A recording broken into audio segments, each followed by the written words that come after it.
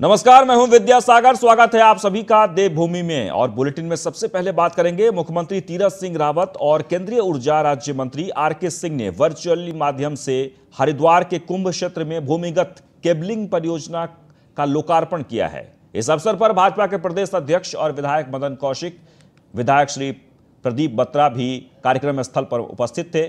मुख्यमंत्री तीरथ सिंह रावत ने कहा कि हरिद्वार आदिकाल से धर्मनगरी के नाम से प्रसिद्ध है। साल भर में हरिद्वार में अनेक पर्वों एवं स्नानों का आयोजन होता रहता है। हरिद्वार करोड़ों श्रद्धालुओं की आस्था का केंद्र है। उन्होंने कहा कि भारत की आजादी के 75 साल पूर्ण होने के उपलक्ष्य में माननीय प्रधानमंत्री श्री नरेंद्र मोदी जी के मार्गदर्शन में केंद्र सरकार द्वारा भारत का अमृत महोत्सव आयोजित किया जा रहा है। इसके अंतर्गत आधुनिक और आत्मनिर्भर राष्ट्र के निर्माण, वैज्ञानिक नवाचारों को प्रोत्साहित करने और मानव संसाधन का विकास करने की दिशा में 75 सप्ताह तक विभिन्न कार्यक्रमों का आयोजन किया जा रहा है। उन्होंने कहा कि इसी तारतम्य में भारत सरकार के ऊर्जा मंत्रालय की IDPS योजना के अंतर्गत हरिद्वार के कुंभ क्षेत्र में आज भूमिगत केबलिंग परियोजना का लोकार्पण किया गया है। इसके लिए उन्होंने केंद्रीय ऊर्जा राज्य मंत्री श्री आरके सिंह का आभार व्यक्त किया।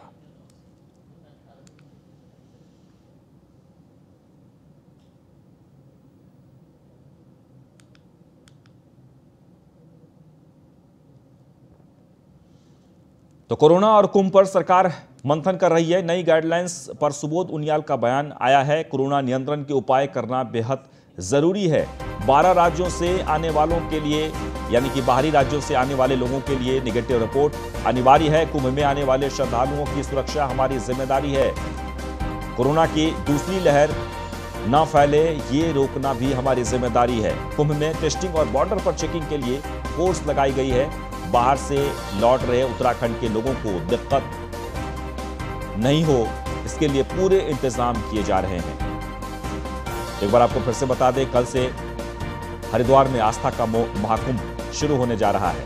और ऐसे में कोरोना के मद्देनजर सरकार ने विशेष गाइडलाइंस के तहत लोगों से अपील की है, यानी श्रद्धालुओं से अपील की गई है कि आप कुंभ मेला में तभी प्रवेश करें और तभी आपको प्रवेश दिया जाएगा जब आपके पास कोरोना नेगेटिव के रिपोर्ट होंगे। आसान तो नहीं होगा, निश्चित रूप से जब इतनी ज्यादा संख्या आएगी, लेकिन उसके लिए बॉर्डर पे फिर एंटीजन और RT-PCR यहाँ भी करवाने का प्रावधान किया गया कि जो लोग नहीं आ पाएंगे उनको ऐसा कर देंगे। लेकिन इसको कंपल्सरी इसलिए किया गया क्योंकि इन 12 राज्यों में जो स्थिति बनी है, लगातार जिस तरह से संक्रमण बढ़ रहा है, ऐसी स्थिति में कुंभ के जो तीर्थालु धर्मालु यहाँ पे आएंगे उनको, उनकी रक्षा करना भी हमारा भी कहीं ना कहीं कर्तव्य बनता है। और ये क्योंकि लाखों की संख्या में आने का इसलिए ऐसा ना हो कि ये दूसरा फेज जो है उत्तराखंड में भी खतरनाक रूप ले ले और काफ़ी लोगों का नुकसान हो, इसलिए इन सभी चीज़ों को देखते हुए सारे एहतियात बरते जा रहे हैं कि RT-PCR टेस्ट को 12 राज्यों के लोगों को कंपल्सन किया गया और साथ ही साथ जो हमारे बॉर्डर हैं स्टेट के, बॉर्डर पे एंटीजन और RT-PCR टेस्ट कराने की व्यवस्था की गई। कल से उत्तराखंड के लोकल रेजिडेंट्स है, इसलिए जो कहीं स्टेट में गए हैं वो वापस लौटते हैं, तो क्या उनको भी नियमों का पालन करना होगा या कोई रिलैक्सेशन? देखिए, इसमें एक निश्चित प्राविधान है कि इतने दिन के अंदर कोई वापस आता है तो उसको जो है मैं समझता हूँ उसको इस मामले में छूट है। लेकिन अगर कोई लंबे स्टे के बाद अगर वापस आएगा तो निसंदेह उसको भी फॉर्मेलिटी पूरी करनी पड़ेगी। और फहीम तनहा जी जुड़ गए हैं इस वक्त हमारे साथ फोन लाइन पर। जी, हम आपसे जानना चाहेंगे कि दावे बहुत किए जा रहे हैं, तैयारी किस तरीके से है, क्योंकि कल ही से शुरू होने वाला है आस्था का महाकुंभ। बिल्कुल, कल से शुरू होने वाला है। कोरोना के नियंत्रण को लेकर के सरकार SOP जारी की है, उसकी व्यवस्थाओं को लेकर के सरकार दावी कर रही है कि सारी व्यवस्थाएं रहेंगी, क्योंकि मुख्य जो चुनौती है वो सरकार स्वीकार रही है कि चुनौती कोरोना के जो नियंत्रण को लेकर के RT-PCR टेस्ट सबका आना और फिर या जो नहीं तो उनका होना या मौके पर, ये एक बड़ी सरकार के सामने। हालांकि सरकार ने इस बात को कहा है कि जो है वो लगी है प्रॉपर तरीके से और पर्याप्त मात्रा में, क्योंकि भीड़ एक खासी तादाद है जो श्रद्धालुओं की पहुंचेगी कुंभ में, और पर्व स्नान और शाही स्नान इसमें बहुत भीड़, बड़ी तादाद में श्रद्धालु पहुंचेंगे। ऐसे में जो नियंत्रण है कोरोना को लेकर के, ये एक बड़ी चुनौती है। तो अभी सरकार ने अपनी बात कही है चलिए, कि वो पूरे बहुत बहुत शुक्रिया, जा रही है। बहुत बहुत शुक्रिया।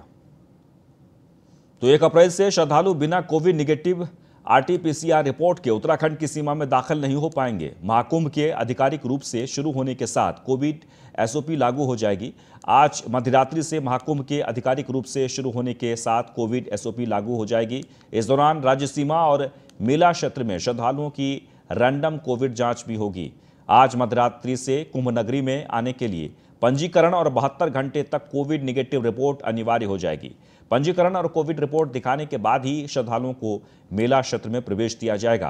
प्रदेश सरकार ने 1 अप्रैल से लेकर 30 अप्रैल तक महाकुंभ मेला की अवधि निर्धारित की है।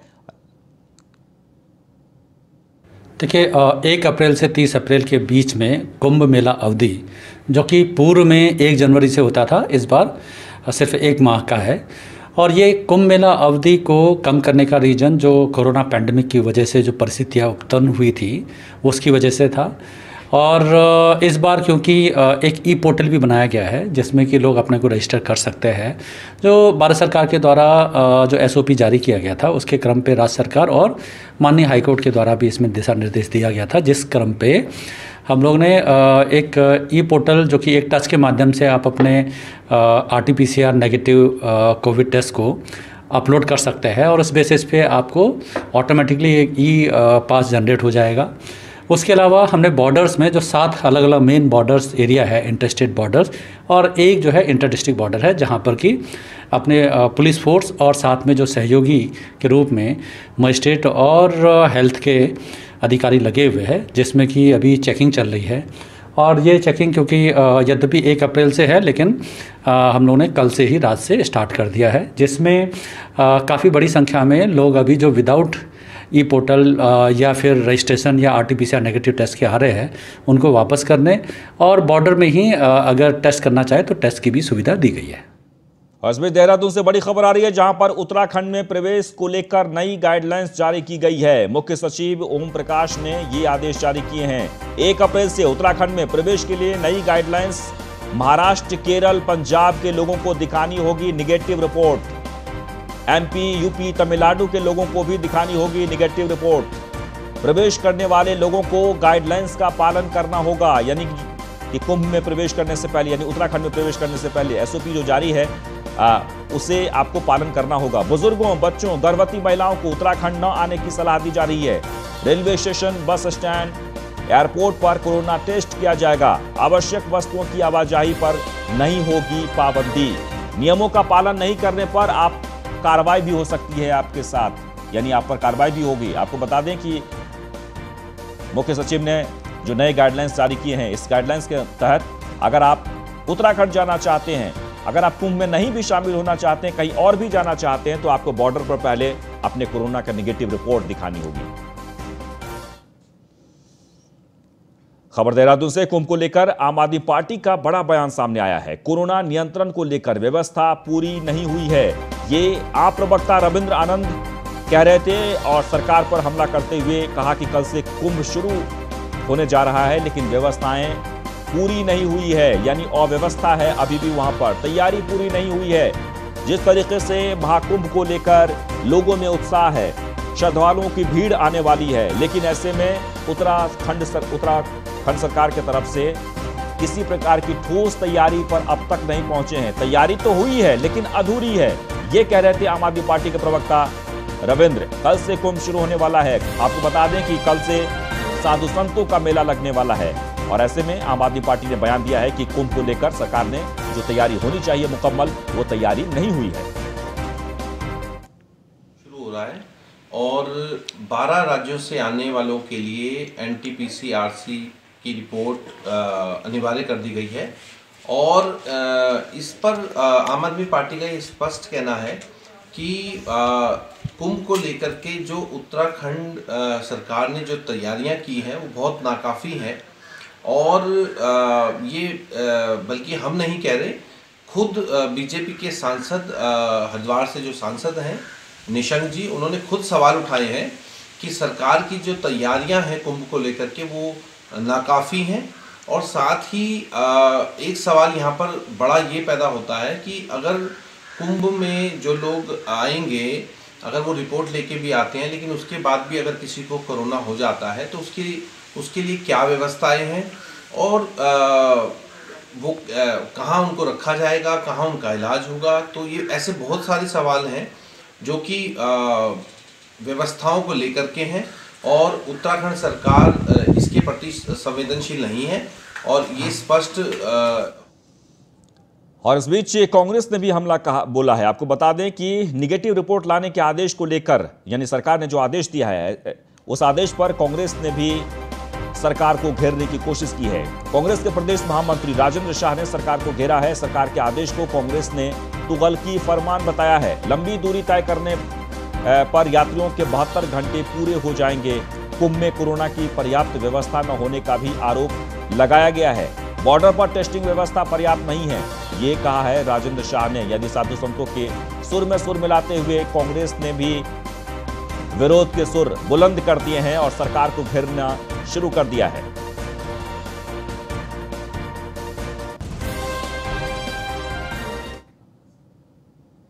कुंभ कल से स्टार्ट है, लेकिन लगातार जो है तमाम लोग, विपक्ष भी बार बार ये कह रहा है कि कुंभ में समुचित व्यवस्था होनी चाहिए। जितने अखाड़े हैं उनको टाइमली ज़मीन अलॉट हो जानी चाहिए थी और अब तक जो है उसमें स्ट्रक्चर बनकर तैयार हो जाना चाहिए था। अभी भी आधे अधूरे स्ट्रक्चर खड़े हैं, पूरी तरह से अभी भी वहाँ व्यवस्था नहीं हो पाई है। और दूसरी तरफ से एक जो फरमान 72 घंटे कोविड का टेस्ट का जो इन्होंने दिया है, मैं कहना चाहता हूँ सरकार से कि देखिए ये आस्था का सवाल है और आस्था में अगर आप जो बार बार ये कह रहे थे कि डबल इंजन की सरकार है, उस डबल इंजन की सरकार का असर होना चाहिए ना। क्यों नहीं आपने इतना फंड मंगाया कि आप अगर हरिद्वार के बॉर्डरों पर चारों तरफ अगर कोविड टेस्ट के लिए अगर वहाँ व्यवस्था करवाते तो जो भी नहाने धोने जो दर्शन करने हरिद्वार में आ रहा है कुंभ में, तो कम से कम वो वहाँ पर कोविड टेस्ट कराकर जो है स्नान कर लेता। लेकिन आपने जो ड्यूरेशन 72 घंटे की दी है, अब 72 घंटे में अगर कोई मध्य प्रदेश, राजस्थान से कहीं दूर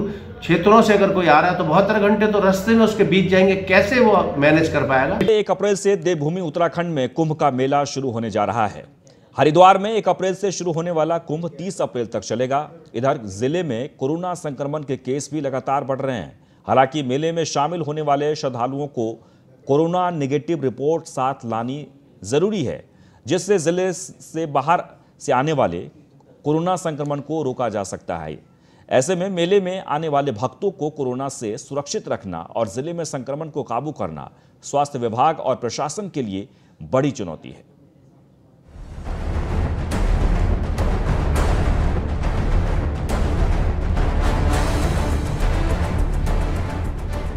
व्यवस्था कैसे अव्यवस्था में बदल जाती है, इसकी नज़ीर हरिद्वार में देखने को मिल रहा है।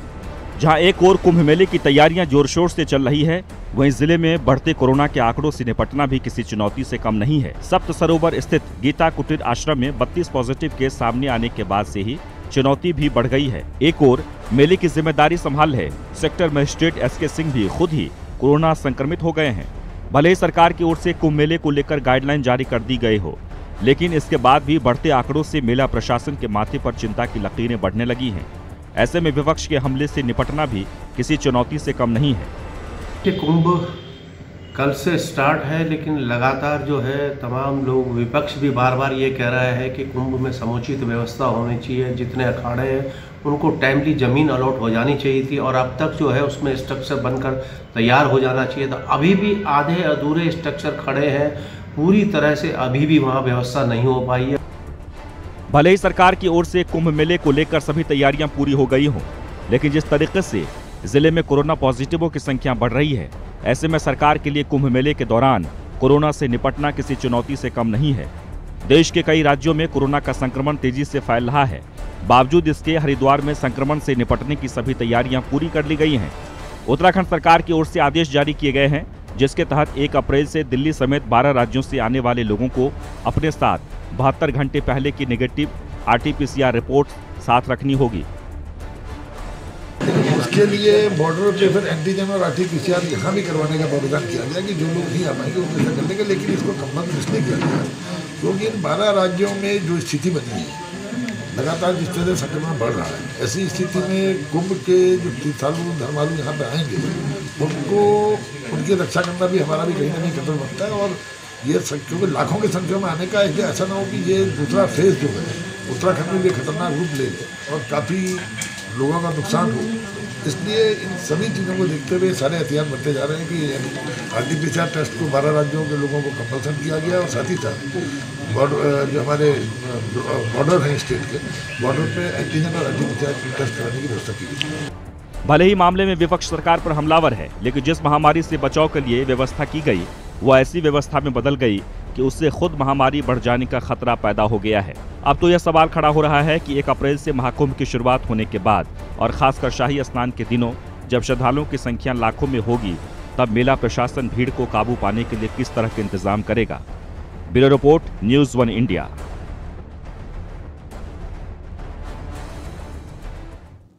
तो कल से महाकुंभ का आयोजन पूरे विधि विधान के साथ प्रारंभ हो जाएगा, जिसे लेकर पिछले लंबे समय से कुंभ के कार्यों का काम किया जा रहा था। कुंभ के कार्यों को लेकर सरकार की तरफ से 31 मार्च तक एक डेडलाइन भी दी गई थी, लेकिन अभी भी अस्थायी काम बाकी है, जबकि कल से कुंभ की शुरुआत हो रही है। मेला भवन के सामने ही एक अस्थायी पुल का निर्माण भी किया जाना था, जिसका निर्माण अभी भी बाकी है, जबकि 12 अप्रैल और 14 अप्रैल को शाही स्नान है और अभी कुंभ के काम बाकी है। हरिद्वार में महाकुंभ हो रहा है और महाकुंभ को लेकर व्यवस्थाओं को लेकर तमाम जो प्रयास किए जा रहे थे कुंभ के कार्यों को लेकर लगातार शासन से लेकर प्रशासन तक के तमाम जो अधिकारी और मुख्यमंत्री भी यहां पर कई बार निरीक्षण कर चुके हैं। कुंभ के कार्यों की गति को लेकर लगातार प्रयास किए जा रहे थे कुंभ के कार्य जल्द से जल्द पूरे हो जाए। लेकिन बात करें ओम प्रकाश जो उत्तराखंड के मुख्य सचिव है वो भी यहाँ पर हरिद्वार में पूरा निरीक्षण कर चुके हैं। कुंभ के कार्यों को लेकर लास्ट गाइडलाइन दी थी 31 मार्च तक सभी काम पूरे हो जाएंगे, लेकिन कल से कुंभ स्टार्ट होने जा रहा है। और आप देखिए ये एक पुल है जो अस्थायी पुल है, उसका निर्माण हो रहा है। पुल की स्थिति आपके सामने है, देख सकते हैं। अभी तक कल से महाकुंभ का विधिवत शुभारंभ हो जाएगा, लेकिन अभी पुल अभी उसी स्थिति में, पता नहीं कब तक इस पुल का निर्माण हो पाएगा या नहीं हो पाएगा, क्योंकि अस्थायी जो निर्माण के कार्य हैं वो इसी तरह कहीं ना कहीं बाधित है। कहीं ना कहीं उन निर्माणों को लेकर अभी स्थिति स्पष्ट नहीं हो पाई है कि ये कब तक स्टार्ट हो पाएंगे, कब तक इस तरह के निर्माणों को पूरा कर लिया जाएगा। और ये जो यहाँ पर है ये जो मेला भवन है, मेला भवन के सामने ही ये सामने मेला भवन है और मेला भवन के सामने ही इस पुल का निर्माण किया जा रहा है, अस्थायी पुल का निर्माण किया जा रहा है। क्योंकि ये इस पुल का काम, क्योंकि जो शाही स्नान है, प्रथम शाही स्नान को देखते हुए इस पुल का निर्माण किया जा रहा है। लेकिन कल से विधिवत कुंभ स्टार्ट हो जाएगा और अस्थायी कामों की व्यवस्था इस तरह की है। अब देखना ये होगा कितना जल्द से जल्द इस तरह के काम पूरे हो पाएंगे, क्योंकि अभी बैरागी अखाड़े ने भी अपना विरोध प्रकट कर चुके हैं। उनके यहाँ पर भी कैंपों में शौचालयों की मूलभूत सुविधाओं की अब तक कोई व्यवस्था नहीं हो पाई है। उस व्यवस्था को लेकर साधु संत भी खासा नाराज है। कैमरा पर्सन के साथ सुमित सैनी, न्यूज़ 1 इंडिया, हरिद्वार। तो कुंभ मेले में बढ़ा कोरोना का खतरा। आपको बता दें कि मेले में तैनात सेक्टर मजिस्ट्रेट को भी कोरोना हो गया है। मजिस्ट्रेट SK सिंह की रिपोर्ट पॉजिटिव आई है। पॉजिटिव आने के बाद मेला प्रशासन में हड़कंप मच गया है। सेक्टर मजिस्ट्रेट SK सिंह को आइसोलेट कर दिया गया है। मजिस्ट्रेट के संपर्क में आए अधिकारियों की भी पहचान हो रही है। तो मामले में कोविड-19 के नोडल अधिकारी राजेश गुप्ता ने बताया कि सेक्टर मजिस्ट्रेट SK सिंह ने मेला अस्पताल की लैब में कोविड-19 की जांच कराई थी। उनकी रिपोर्ट पॉजिटिव आने की वजह से आइसोलेट हो गए हैं।